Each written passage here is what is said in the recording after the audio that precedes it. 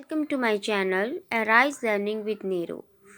Our topic is forfeiture and reissue of shares. Meaning of forfeiture of shares. Forfeiture क्या होता है? Forfeiture of shares means cancellation of shares for non-payment of calls due.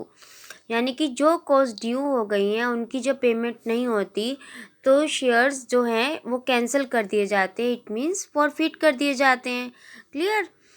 इसमें क्या होता है कि जो एक शेयर होल्डर है जब वो किसी कॉल के ड्यू होने के बाद उसकी पेमेंट नहीं करता तो कॉल्स इन एरियर हो जाता है. तो क्या करती है कि कैसे कंपनी शेयर्स को फॉरफिट करती है, इसका एक प्रोसीजर होता है. जैसे कंपनी क्या करती है, शेयर होल्डर को एक नोटिस भेजती है जिसमें ये लिखा जाता है कि जो उसका कॉल्स का एरियर है वो विद इंटरेस्ट पेमेंट कर दे. और उसको जो नोटिस भेजा जाता है उसमें जो पेमेंट की डेट होती है वो कब होती है, वो जिस दिन नोटिस भेजा जा रहा है उसके 14 दिन के बाद की होती है. ओके. और उसमें ये भी लिखा जाता है नोटिस में कि अगर वो 14 दिन के अंदर पेमेंट की जो डेट है वो उस डेट तक पेमेंट नहीं कर पाता तो कंपनी को पूरा राइट है कि वो उसके शेयर्स को फॉरफिट कर ले. तो इस तरह से शेयर्स को फॉरफिट किया जाता है. तो forfeiture of shares issued at par. First condition क्या है? Forfeiture of shares issued at par. It means ये है कि उन शेयर्स को फॉरफिट किया जा रहा है जो इशू पार पर किए गए थे. यानी कि जो शेयर्स पार पर इशू किए गए थे उन शेयर्स का फॉरफीचर हो रहा है. क्लियर? तो इसमें एंट्री क्या होगी? Share capital account debit to share allotment to share call to share forfeiture. Okay. इसमें ये एंट्री होगी. अब इसमें क्या आएगा? जो शेयर कैपिटल है इसमें अमाउंट आता है नंबर ऑफ शेयर्स फॉरफिटेड, यानी कि जितने शेयर्स फॉरफिट हो रहे हैं उनका number into called up value, यानी कि जितनी कंपनी ने कॉल की है. जैसे मान लो कि 10 फेस वैल्यू है और कंपनी ने फाइनल कॉल नहीं की है, फाइनल कॉल है 2. इट मीन्स 10 में से 2 कट कर देंगे तो कितना रह गया रिमेनिंग? 8. तो 8 जो है वो कॉल्ड अप वैल्यू है. तो शेयर कैपिटल में कौन सा अमाउंट आएगा? Number of shares forfeited into called up value पर शेयर. ओके. उसके बाद है शेयर अलॉटमेंट. ये शेयर अलॉटमेंट तब आएगा अगर अलॉटमेंट भी नहीं आई है जो शेयर्स फॉरफिट हुए हैं. तो अलॉटमेंट में क्या आएगा? जितने शेयर्स फॉरफिट हुए इंटू अलॉटमेंट पे जितना कौन मांगा गया था वो. जैसे अलॉटमेंट पे एज्यूम 3 मांगा गया था और शेयर्स 400 फॉरफिट हुए हैं तो 400 इंटू 3. इसी तरह से शेयर्स कॉल का निकालेंगे. उसमें क्या करेंगे हम? जितने शेयर्स फॉरफिट हुए हैं, जितना कॉल मनी मांगी गई थी उससे मल्टीप्लाई करेंगे. शेयर फॉरफीचर में क्या आता है? शेयर फॉरफीचर में अब देखो हमने इस एंट्री के अकॉर्डिंग हमने जो है अलॉटमेंट नहीं आई, कॉल्स नहीं आई. इट मीन्स क्या है? एप्लीकेशन मनी आई है. अज्यूम्ड एप्लीकेशन मनी 3 है, वो आई है. तो हम क्या करेंगे, इसमें जितने शेयर्स फॉरफिट हुए हैं उनको 3 से मल्टीप्लाई करेंगे. यानी कि जो फॉरफीचर में वो अमाउंट आता है जो शेयर्स पर रिसीव हो चुका है. Okay.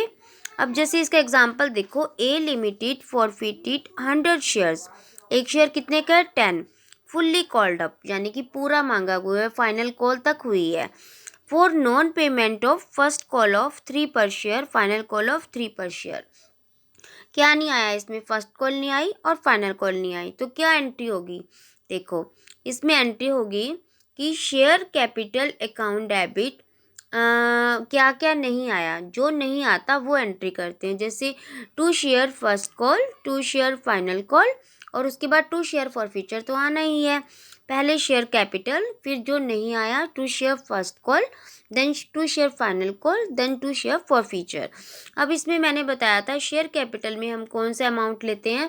Number of shares forfeited. अब इसमें देखो नंबर ऑफ शेयर्स कितने फॉरफिट हैं? 100. और मैंने कहा था मल्टीप्लाई कॉल्ड अप वैल्यू पर शेयर, यानी कि पूरी की पूरी जो है कॉल्ड अप है, यानी 10 से मल्टीप्लाई करेंगे तो ये हमारा क्या आ गया? हमारा 1000 आ गया. अब फर्स्ट कॉल में क्या करेंगे? जितने शेयर्स फॉरफिट हैं इनटू फर्स्ट कॉल, 3 से करेंगे तो 300 आ जाएगा. इसी तरह से फाइनल कॉल में 100 इंटू 3 करेंगे, फाइनल कॉल में 300 आ जाएगा. फॉरफीचर में क्या आएगा? जो उस फॉरफिटेड शेयर्स पर कंपनी रिसीव कर चुकी है. अब जैसे कि कंपनी टोटल वैल्यू है एक शेयर की 10, 3 फर्स्ट कॉल और 3 फाइनल कॉल नहीं आए, 3 + 3 6, 6 में से 10 में से 6 नहीं आए तो इट मीन्स 4 आए हैं। देखो जैसे मैंने ये किया हुआ है कि फेस वैल्यू है एक शेयर की 10, फर्स्ट और फाइनल कॉल रिसीव नहीं हुए, इट मीन्स 6 रिसीव नहीं हुए, 10 में से 6 रिसीव नहीं हुए, इट मीन्स 4 रिसीव हुए। तो फॉरफीचर में वो आता है जो कंपनी उन फॉरफिटेड शेयर्स पर रिसीव कर चुकी है, इट मीन्स 400। क्लियर? ये था हमारा फर्स्ट केस, जब फॉरफीचर उन शेयर्स का करते हैं जब वो इशू पार पर किए गए थे। अब सेकंड है हमारा कि forfeiture of shares issued at premium. It means कि उन शेयर्स का फॉरफीचर हो रहा है जो इशू प्रीमियम पर हुए थे। क्लियर? तो इसमें क्या होती है, in this case general entry will be there are 2 state of affairs. अब इस वाले सेकंड वाले केस में 2 स्टेट्स ऑफ अफेयर्स होते हैं। फर्स्ट है कि when shares are forfeited after receiving premium, जब शेयर्स का फॉरफिट किया जाता है जब जैसे प्रीमियम पर इशू हुए थे, है ना, और शेयर्स फॉरफिट तब हुए जब प्रीमियम कंपनी रिसीव कर चुकी है। और सेकंड है when shares are forfeited before receiving premium, premium पर इशू हुए हैं और प्रीमियम अलॉटमेंट के साथ है और अलॉटमेंट नहीं आई, इट मीन्स प्रीमियम भी नहीं आया, तो शेयर्स उन शेयर्स का फॉरफिट किया जा रहा है जो जिन पर प्रीमियम कंपनी ने रिसीव नहीं किया है। क्लियर? अब जैसे हमने फर्स्ट वाला कहा था, फर्स्ट क्या था कि उन शेयर्स को फॉरफिट किया जा रहा है जो जिस पर कंपनी प्रीमियम रिसीव कर चुकी है। तो क्या होगा, in first state of affair there will be no change, इसमें कोई चेंज नहीं होगा। Entry will be same, entry बिल्कुल वैसे होगी as in the case of forfeiture of shares issued at par. जो forfeiture of shares issued par पर हुए थे उसमें जो मैंने तुम्हें फॉरफीचर की एंट्री बताई है, फर्स्ट में बिल्कुल एंट्री ऐसे होगी जब वो प्रीमियम पर इशू किए जाते हैं लेकिन कंपनी प्रीमियम रिसीव कर चुकी है। क्लियर? नेक्स्ट है हमारा केस कि जब शेयर्स फॉरफिट कर रहे हैं लेकिन कंपनी ने प्रीमियम रिसीव नहीं किया है।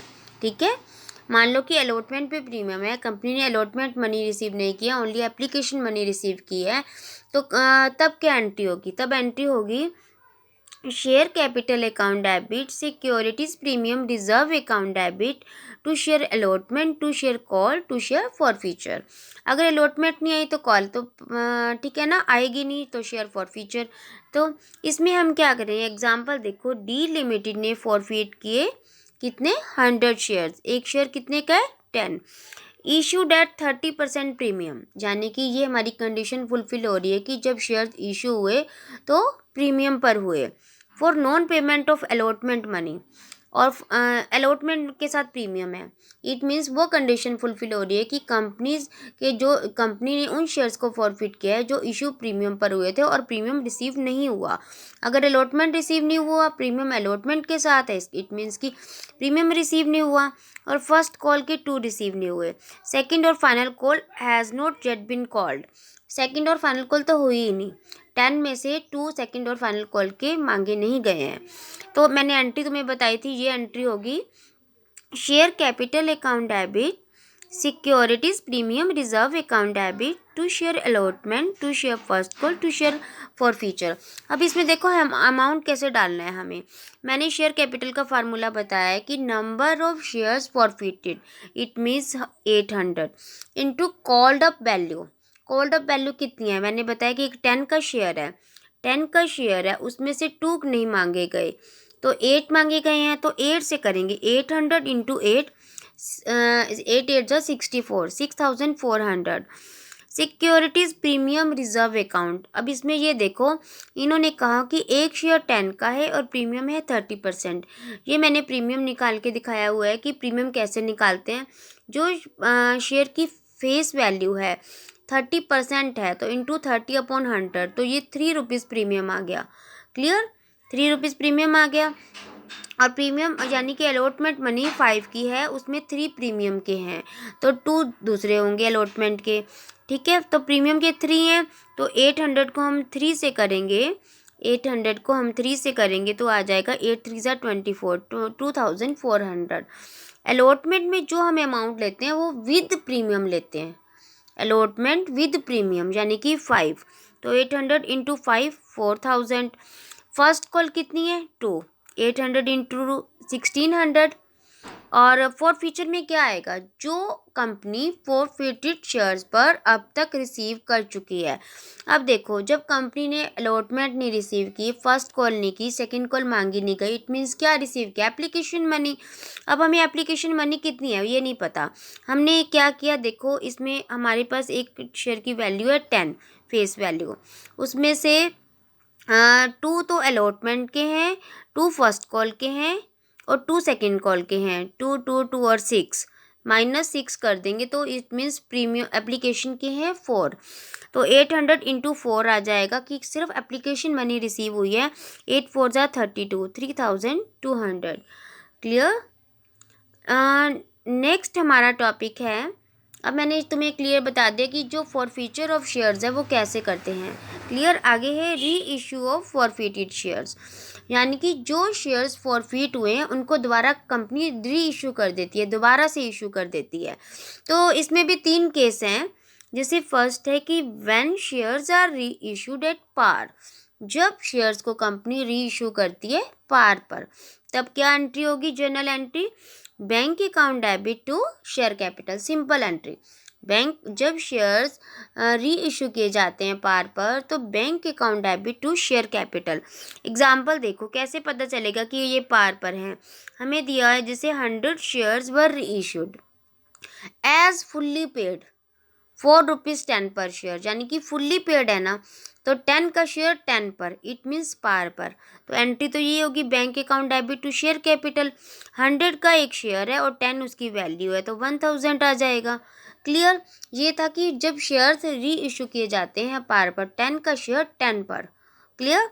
अब है व्हेन शेयर्स आर री इशूड एट प्रीमियम, जब शेयर्स को री इशू किया जाता है प्रीमियम पर, तब क्या एंट्री होगी, bank account debit to share capital to securities premium reserve account. Clear. इसमें क्या करना है हमने, देखो इसका एग्जांपल देखो, इसमें हमें कैसे पता चलेगा कि ये प्रीमियम पर हैं। 200 शेयर्स वर री इशूड एज फुल्ली पेड, यानी कि 10 का शेयर हमने 12 पर दिया है। तो 10 का अगर हम 12 पे दिया है, ज़्यादा पे दिया है, इट मीन्स प्रीमियम पे दिया है, तब एंट्री तो तुम्हें पता है कि bank account debit to share capital to securities premium reserve account. Bank में हम कौन सा अमाउंट डालेंगे, 200 शेयर्स जो एक्चुअली में रिसीव हुआ है, यानी कि विद प्रीमियम इंटू 12, तो 2400 आ गया। शेयर कैपिटल में वो आना चाहिए जो एक्चुअली में कैपिटल है, यानी कि 10 से 200 into 10 2000। Securities premium reserve account कितना का प्रीमियम है, 12 माइनस 10 2, तो 200 इंटू 2 400। क्लियर। ये था कि जब शेयर्स री इशू किए जाते हैं प्रीमियम पर। नाउ व्हेन शेयर्स आर री इशूड एट डिस्काउंट, जब शेयर जो है वो री इशू किए जाते हैं डिस्काउंट पर, तब क्या जर्नल एंट्री होगी, bank account debit share forfeiture account debit to share capital account. ठीक है, bank account debit share forfeiture, इसमें हम डिस्काउंट जो है हमारा एक लॉस होता है तो वो डेबिट करते हैं, लेकिन डिस्काउंट जो है इसमें हम डिस्काउंट के प्लेस पर शेयर फॉर फीचर का अकाउंट ओपन करते हैं। तो share forfeiture account debit to share capital account. कैसे पता चलेगा कि हम जो शेयर्स हैं वो री इशू डिस्काउंट पर हुए हैं। 500 शेयर्स वर री issued at 9 per share rupees as fully paid up, यानी कि फुल्ली पेड अप 10 का शेयर 9 पर हुआ है, यानी कि कम पर हुआ है। ज़्यादा पर हो तो प्रीमियम, सेम पर हो तो पार, अगर कम पर हो तो डिस्काउंट, डिस्काउंट पे हुआ है।